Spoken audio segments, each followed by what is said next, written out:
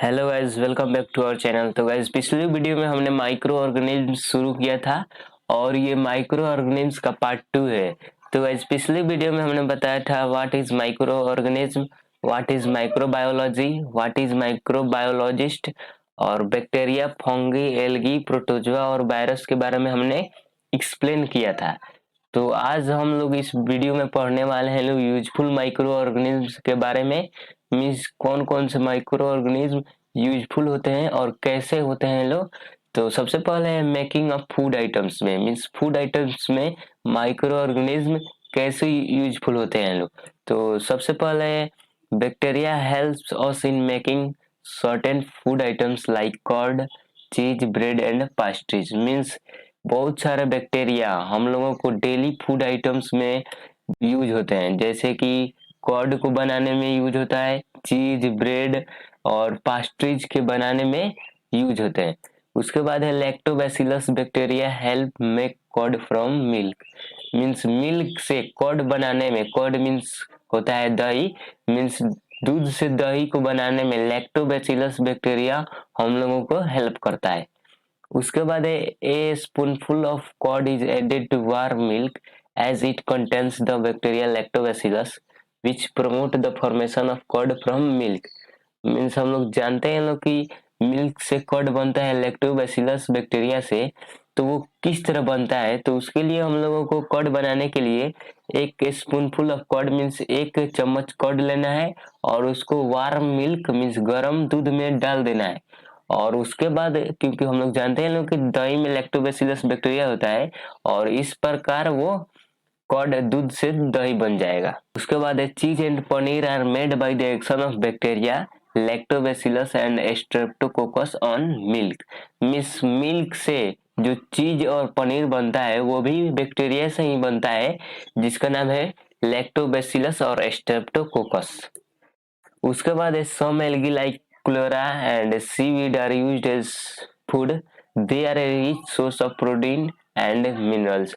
और कुछ एल्गी हैं जैसे कि क्लोरा और सीवीड, उसको हम लोगों को खाने में भी यूज करते हैं लोग, और ये प्रोटीन और मिनरल से युक्त होते हैं।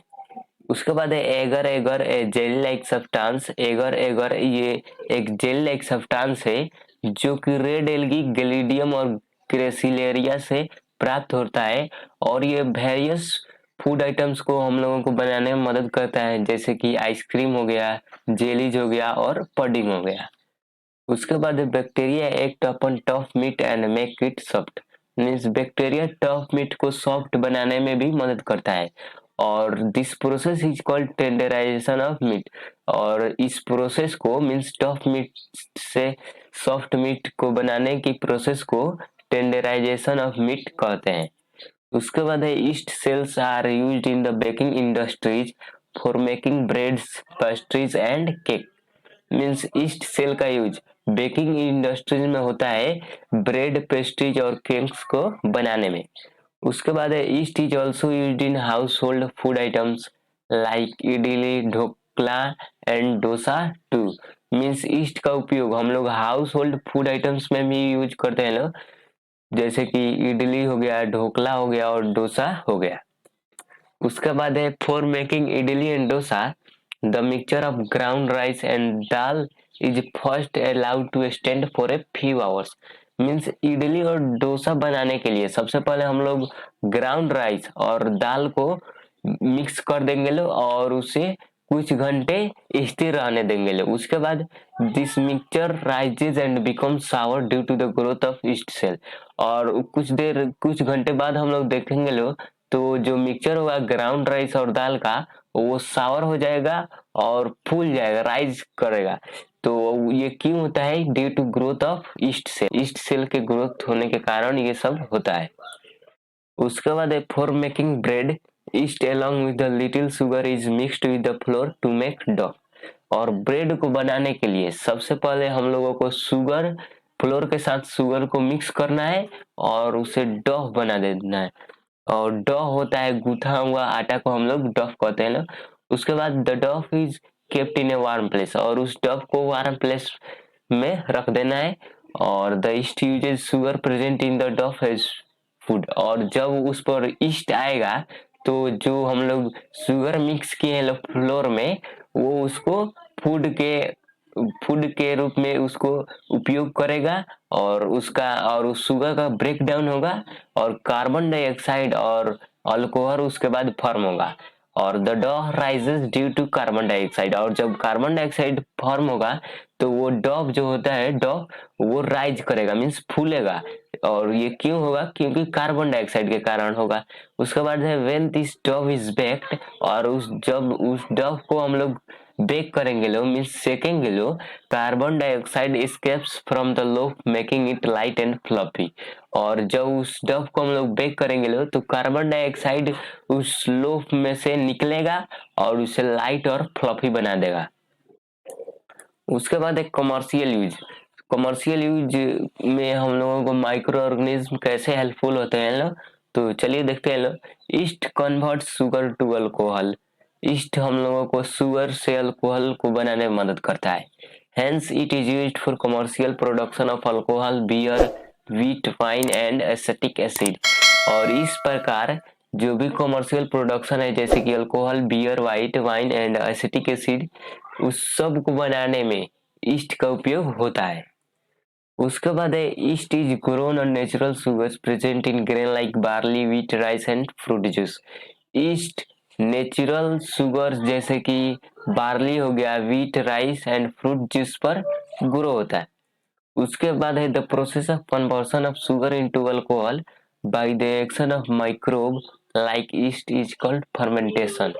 और जिस प्रोसेस से शुगर अल्कोहल में बदलता है bye the action of microbe, means micro organism के कारण।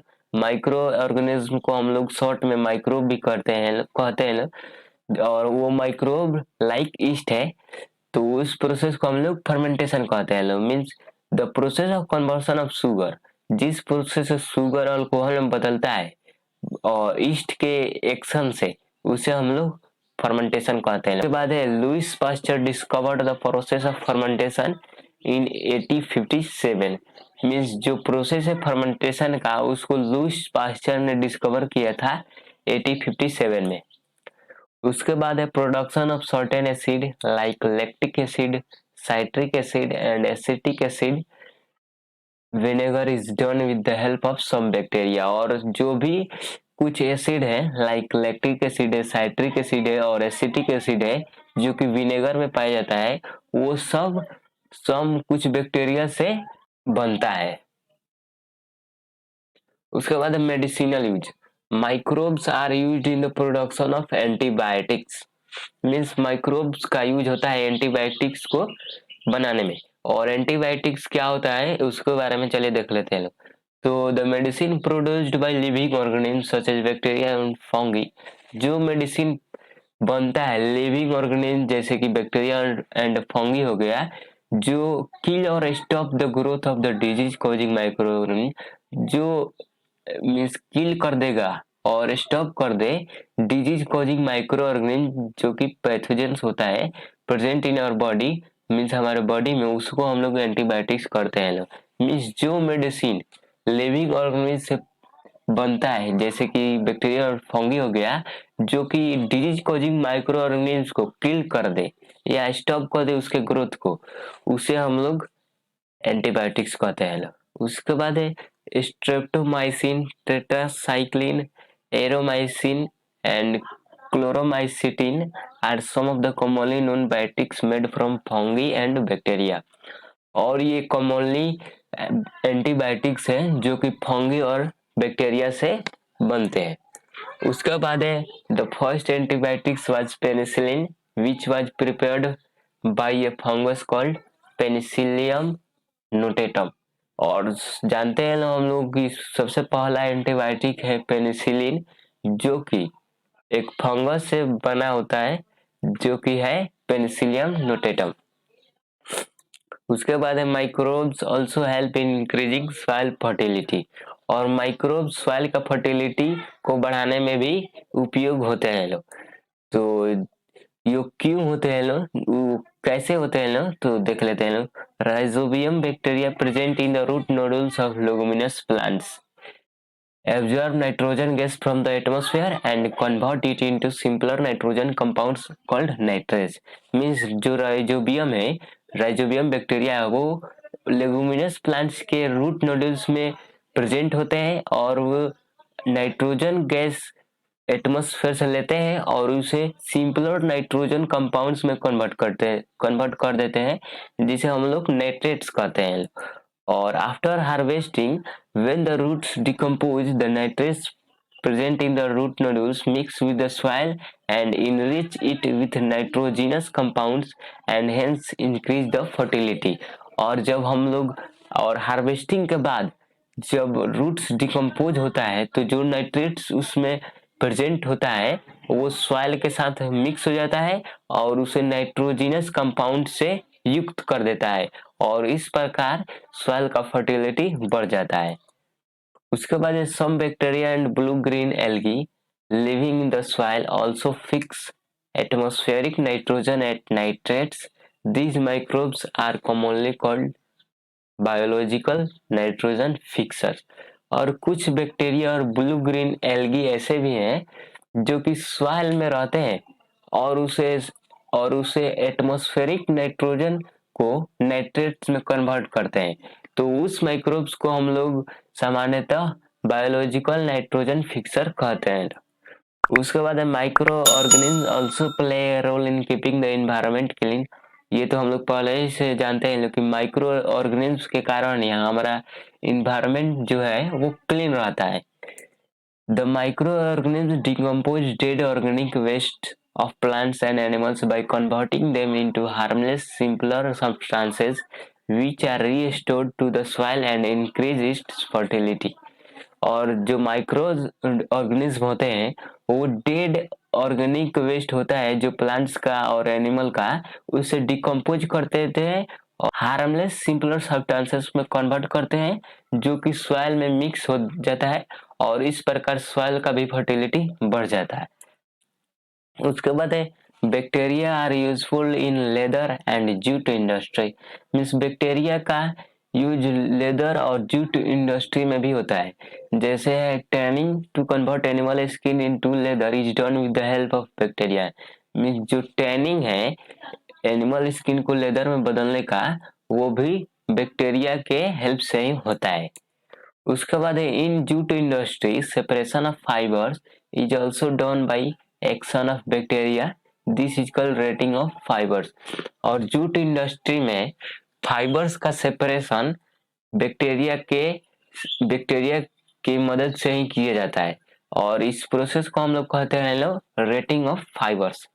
उसके बाद some bacteria live in the digestive system of ruminants like cows and goats. और कुछ bacteria digestive system of ruminants means ruminants के डाइजेस्टिव सिस्टम में होते हैं लोग. और रूमिनेंट्स होते हैं घास खाने वाले जानवर जैसे कि काउज एंड गुड्स. और the bacteria helps the ruminants to digest cellulose present in grass and plants.